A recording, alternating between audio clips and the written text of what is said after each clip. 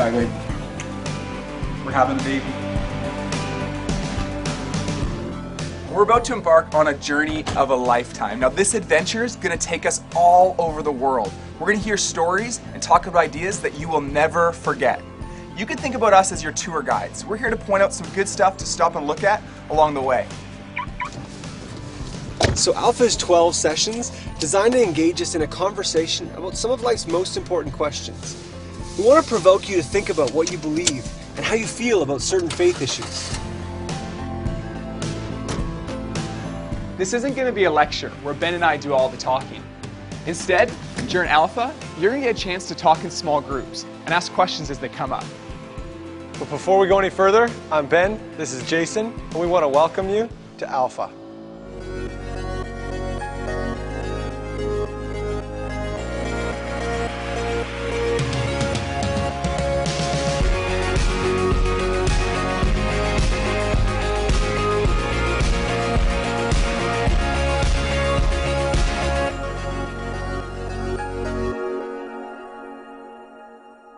The average life expectancy in the developed world is about 80 years. But what are we supposed to do with 80 years on planet Earth? Yeah, what's the point of all this time? Or more importantly, is there even a point at all? Alpha is all about asking life's biggest questions. But it can be a bit weird talking about something like life. It really is something we just do. Every day we wake up, get dressed, eat breakfast, maybe some cereal. Then we go to school, sit in class, probably do some homework, maybe talk to some friends, then we go home, go back to bed, and do it all over again the next day. It just sort of happens.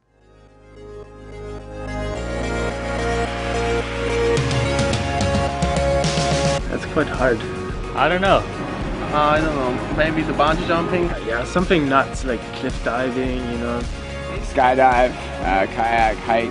Get a big fast jet, head to New Zealand. I think I'd go skydiving. Well, I play music, so I think primarily I would probably just play an unbelievable show. Being here, we'd probably like hit up the skate park, then go to the beach. So I'd probably travel to definitely Australia. Yeah, I'd like to go to Australia. I don't know, I'd probably go hang out with people, my family, you know, spend that time with them. I would probably try to visit a place that I would always want to go to. I would get together, play some music with my friends. I'd probably spend a lot of time with my family. Spend all my money and go shopping, go to the spa and just do a bunch of fun things.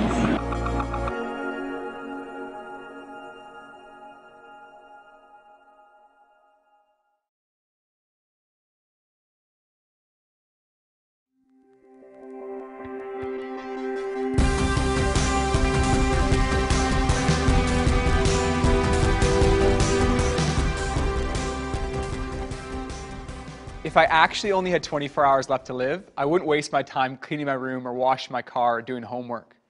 But I think I'd find myself asking certain questions, important ones, about faith, love, and eternity. On Alpha, we're going to have some honest conversations about life and God. We're going to look at these things from a Christian perspective. Now, I know that even mentioning Christianity brings up a lot of mixed thoughts, and that's totally okay. Yeah, when I was in high school, I remember one of my friends told me that believing in God was the dumbest thing he'd ever heard. It was like I told him I believed in Santa Claus or the Easter Bunny. Or maybe you think Christianity is boring. I know I used to think that. I thought it was all about hanging out with old people, singing old songs, drinking tea, and reciting rules from a really old book. Yeah, for me, my biggest struggle with Christianity wasn't that it was far-fetched or that it was boring. For me, I simply couldn't understand how it had any impact on my life. I remember back in grade 8, I was going through a really tough time. I felt like I didn't have any friends at school that really liked me, and I felt like no one at home understood me. I used to fight with my parents over anything. One time, when I was really upset, I don't even remember what it was about, but my dad wanted to help me pass me a Bible and recommend that I read it. But when he gave it to me, I took it and I threw it on the ground. I don't know exactly why I did it. I think it was because it seemed so useless to me. You might not have ever been in a situation quite like that before, but most of us have asked ourselves this question: is God worth my time? Alpha could be one of the first times you've ever talked about this kind of stuff. It seems like there's a rule in society that says we're not supposed to talk about our personal beliefs. Let's take a few minutes right now to talk about why that might be.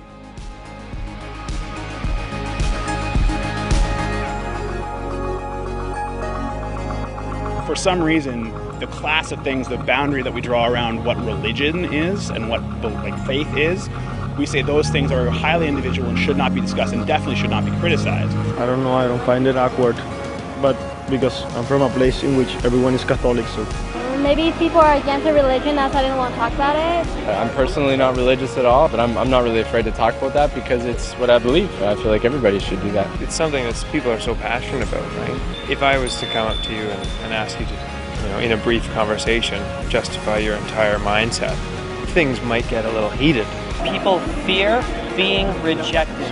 Yeah, I think it's like the biggest thing. People don't want to get on each other's bad terms by saying something, or they actually think about it and whether other people might disagree.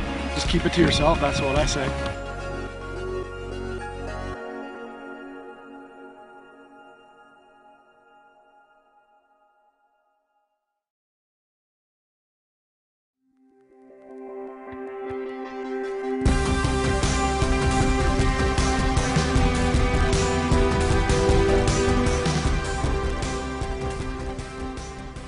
At the center of the Christian faith is a man named Jesus. He wasn't afraid to talk about issues that other people avoid. Jesus said some of the most outrageous things that I've ever heard. In John 14:6, he's quoted saying, "I am the way, the truth, and the life." This statement was controversial 2,000 years ago when Jesus first said it, and it's still controversial today. We want to crack open each of those statements and see what Jesus is saying. Jesus says, "I am the way." But what does that mean for someone to say, "I am the way"? What is he the way to? I know a man named David who has a really remarkable life. And hearing him talk about it really helps me understand this idea of Jesus being the way. When I was young, at the age of about 12, my mother had a major nervous breakdown and she was hospitalized for extended periods of time. My father also struggled with alcoholism. I had two brothers and we were basically left in many ways to raise ourselves. Going to bed at night at the age of about 12, my mother, she tried to kill herself. My father was out drinking. And I remember through my tears saying, "God, if you're there, I hate you." I so hated God. I was so angry at God. I was so filled with bitterness and resentment. Those experiences marked me, and I decided the childhood that I had was not going to be my life. At the age of 18, I committed to the idea of becoming a millionaire by the age of 30. I was this ambitious, want to be a millionaire by the age of 30 kind of guy during the day, and at night I hung out with drug users and I scored dope and dealt dope and did whatever I had to do to keep that life going. The idea of being a millionaire had been achieved. I could go where I want, when I wanted. I had way more money than I ever hoped for, but I wasn't happy. And I realized that there's still a deep darkness inside of me, a void. I have epilepsy, and for some reason, I started having seizures more frequently. We have a lady who worked for us at that time in our home. Her name is Bonnie, and she was a very sweet lady, a Christian lady. Bonnie saw me after having a seizure one day, and she called my wife and she said that God had told her to come pray for me. And I said, well, I know it's not going to do any good, but I like Bonnie. So she prayed for us. And for some reason, I cried through that process. Didn't know why I was crying, but Bonnie left and we thanked her for coming over. So the next day, I saw a friend, a neighbor, who went to the same church Bonnie does. And I asked my friend, I said, hey, are you going to church tomorrow? And he says, yeah. I said, well, do you mind if I come with you? He says, sure. He was quite happy to bring me. So the next morning, we're standing in church together.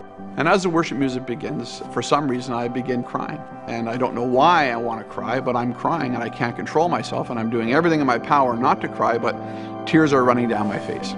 And in that moment, for the first time, his love for me was so real. The reality that he loved me was nothing short of completely and totally mind-blowing. You might have heard of a band called Queen before. They're famous for songs like We Will Rock You or Bohemian Rhapsody. Yeah, Crazy Little Thing Called Love. Another one, Bites the Dust. Right. Flash. Yeah. Under Pressure. Don't Stop Me Now. Yeah. We're the Champions. Yeah. Ben, Bicycle. Ben, we know you love to rock, Seven Seas of Rye. This guy loves Queen. Anyways, the lead singer. Can't Stop Loving You. The lead singer of a band, Queen, Freddie Mercury, is one of the biggest names in music. Even though he made millions of dollars and had millions of fans, those things didn't make him happy.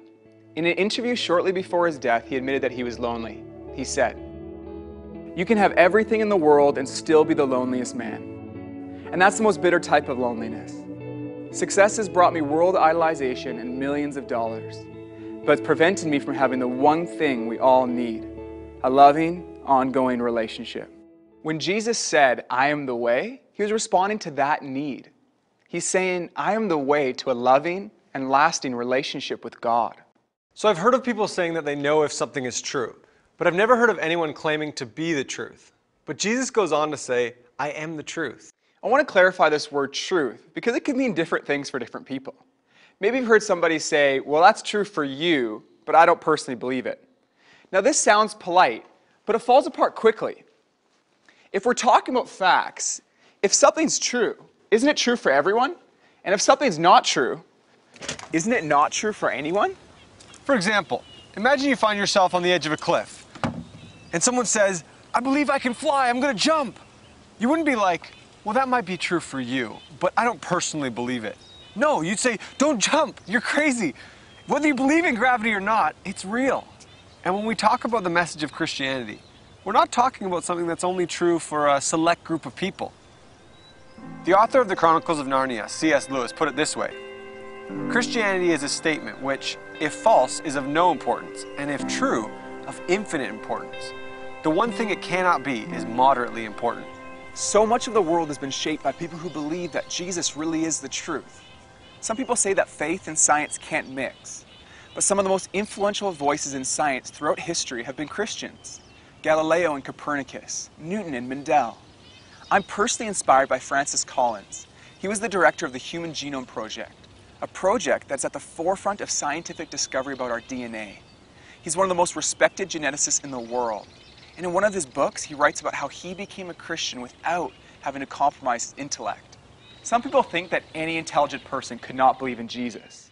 But history has been influenced by brilliant men and women who believe and continue to believe that faith and science complement one another. When Jesus said that he was the truth, he was talking about more than intellectual truth. He wasn't just talking about knowing something with our minds, but also with our hearts. There's a big difference between knowing facts about someone and knowing them personally. For example, I know a lot about Oprah because Jay here doesn't stop talking about her. Yeah, pulling out the wallet. Me and Oprah, Vancouver. Seen the picture a couple times today already. Thanks, man. It's a good one. It's a good one of you and Opes. Anyways. If I saw Oprah in the street, I'd recognize her, but she wouldn't recognize me because there's a big difference between knowing about someone and actually knowing them. In Jesus, we discover that truth isn't just a set of ideas, but a person that you can know. Christianity isn't about memorizing a set of rules, but about knowing God personally through Jesus.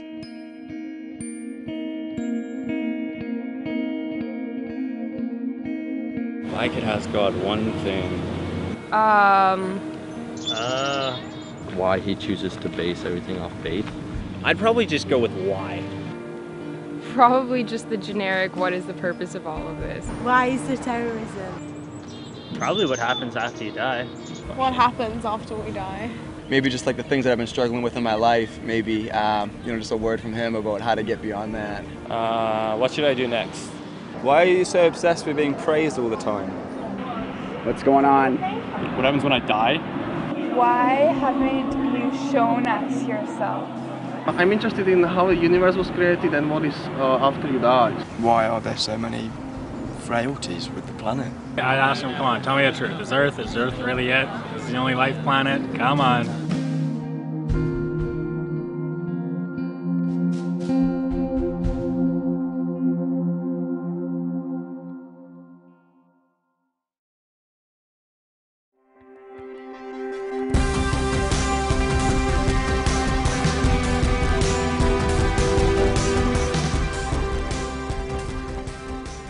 Jesus said, I am the life. Now it's possible to be alive, but not truly living. When I was in high school, I was always searching for a more fulfilling life. I was convinced that if I got my driver's license, that's when I'd be really free and happy. I got my license, but it didn't change my life as much as I thought it would. And then I thought, when I graduate, when I'm done high school, that's when I'll be really happy. And I graduated, and it was fun for a bit, but it didn't satisfy me. And then I thought, I know what I need. I need a girlfriend. That's it. So I got a girlfriend. And then another girlfriend. And then another. But I realized the hunger in my heart was still there. I had everything I thought I needed. But there was still something missing. There was a longing in my heart for something truer and deeper. It was a longing for life. Jesus was talking about that hunger when he said, I am the life. There are so many things that creep into our lives and take away from the life God designed for us. Fear, insecurities, addictions, guilt, hopelessness. This isn't how God wants us to live. Jesus said, I came to give people life, and life to the fullest. Whether you feel like something's missing or not, life with Jesus is completely different than life without him. Once upon a time, there lived in jolly old England a young boy called Nicky. It was such a long time ago that the television in his family house was both massive and only showed pictures in black and white. Would you believe it? Worse still, there were only 3 channels. And even worse again, the picture kept disappearing into hundreds of fuzzy lines. The family did discover that they could make the picture better by standing next to the TV, by placing their hands down the back of the TV. Even standing on certain floorboards helped. The big day came for the 1966 Soccer World Cup final. Just as England were about to score a goal, the picture disappeared yet again. Everyone was frantic. Then Nicky discovered that there was an aerial socket on the TV and a cable coming out of the wall attached to an aerial on the roof. All he had to do was make the connection. Now they could enjoy the rest of the game with the new picture, and their television viewing was never the same again. Life with Jesus is like seeing clearly for the first time. I can remember the specific moment when I decided to trust Jesus with my life. It was August 2nd, and I was driving my dad's car home from a friend's house. I had spent months wrestling with questions about God and life, and at times, it felt like I was wrestling with God himself. On that sunny summer day, I decided to surrender my life to God. With tears coming down my cheeks, I told God that I wanted to follow his plan for my life, and that I wanted to begin a friendship with Jesus. There was a significant change in my life that day. It felt like a huge weight of hopelessness and guilt was taken off my shoulders. I felt a massive sense of relief and then joy in my heart. I felt loved by God, and I've never been the same since. If you live to be 70 years old, this is how you're going to spend your life.